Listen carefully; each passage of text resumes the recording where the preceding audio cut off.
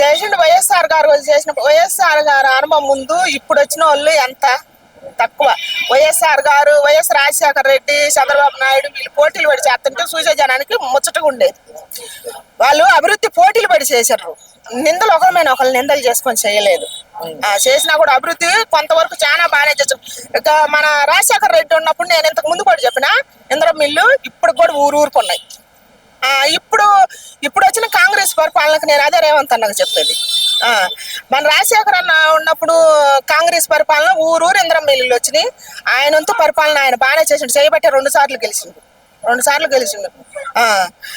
దైవ నిర్ణయం ఆయన అకాల మరణం చెందిండనే కానీ ఆయన ఉన్నప్పుడు కొద్దిగా బాగానే జరిగింది. సీనియర్ నాయకుడు కాబట్టి ఆయన మనం ఏం తప్పు పెడతాం. ఇప్పటికి మనకి 16 సంవత్సరాలు అయిందమ్మా వైఎస్ఆర్ దూరం అయ్యి. రైతు అనే వాడికి ఒక గుండెకాయలాగా ఉన్నాడు అప్పట్లో. ఇప్పుడు రైతు అనే ఆయన గుర్తు పెట్టుకున్నారంటారా? ఇప్పటికీ ఊళ్ళలో గుర్తు పెట్టుకున్నారు. వైఎస్ఆర్ అంటే గుర్తే పెట్టుకున్నారు. కాకపోతే అప్పుడు వైఎస్ఆర్ రాజకీయంలో ఉన్నప్పుడు, చంద్రబాబు నాయుడు రాజకీయంలో ఉన్నప్పుడు ఊళ్ళల్లో కొట్టుకొని ఊళ్ళు లేచిపోవాలా. ఇప్పుడు లేచిపోతున్నారు. ఇప్పుడు రాజకీయం ఎట్టుందంటే మడిసిని రెచ్చగొట్టే విధంగా ఉంది. అప్పుడు అట్ట లేదు. అప్పుడు పార్టీ అంటే అభిమానం ఉంది కానీ కుటుంబాలు నాశనం అయిపోయేటట్టు లేదు. వాళ్ళు అనుభవం ఉండేవాళ్ళు కాబట్టి, సీనియర్ నాయకులు కాబట్టి ఊళ్ళని కాపాడినరు, కుటుంబాన్ని కాపాడినరు, రాష్ట్రాన్ని కాపాడినరు, దేశాన్ని కాపాడినరు.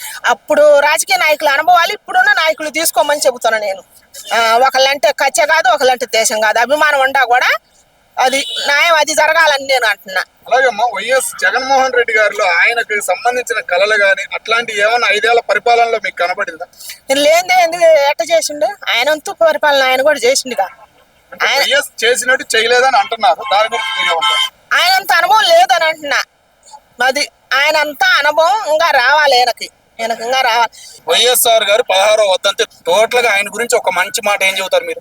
ఆయన గురించా, రాజశేఖర అన్న గురించా?